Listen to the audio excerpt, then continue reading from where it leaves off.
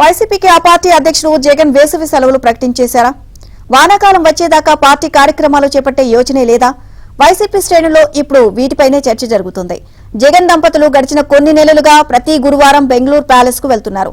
తిరిగి సోమవారం రాత్రి లేదా మంగళవారం ఉదయం తాడేపల్లి ప్యాలెస్ కు చేరుకుంటున్నారు. అంటే గట్టిగా 2 రోజులు మాత్రమే తాడేపల్లిలో బస చేస్తున్నారు. ఈ 2 రోజుల విడుదలను జగన్ పార్టీ తరపున ప్రత్యేక కార్యక్రమాలేవీ చేపట్టడం లేదు. ప్రభుత్వానికి వ్యతిరేకంగా తలపెట్టిన రైతు పోరు, విద్యుత్ ఛార్జీల పోరు, యువత పోరు, ఆందోళనల బాధ్యతలను పార్టీలో మిగిలి ఉన్న ముఖ్య నేతలపైనే వేసేశారు. తానెక్కడా పాల్గొనలేదు.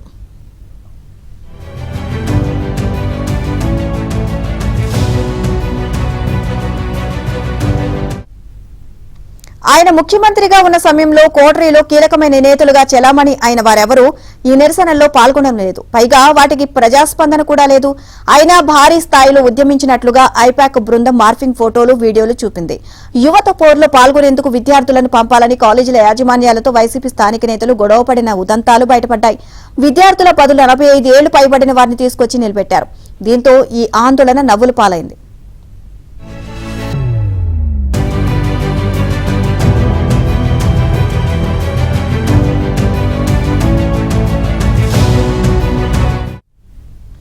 ఆంధ్రప్రదేశ్లో ఎండలు మండుతున్నాయి. ప్రభుత్వ వ్యతిరేక కార్యక్రమాలకు జనం రావడం లేదు. పార్టీ నేతలు జన సమీకరణ కూడా చేయడం లేదు.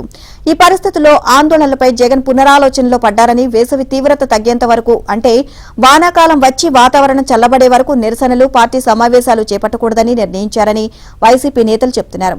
ఇది ఒక విధంగా వైసీపీకి వేసవి సెలవులు ప్రకటించినట్లేనని అంగీకరిస్తున్నారు.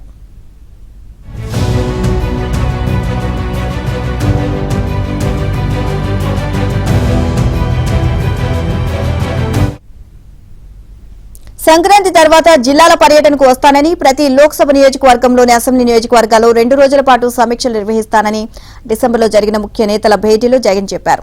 ఆ తర్వాత ప్రతి లోక్సభ స్థానంలో 3 రోజులు బస చేసి అసెంబ్లీ నియోజకవర్గాల వారీగా పార్టీని సంస్థాగతంగా బలోపేతం చేయడంపై కీలక నిర్ణయాలు తీసుకుంటారని అన్నారు. కానీ ఉగాది వస్తున్నా ఆ ఊసే ఎత్తడం లేదు.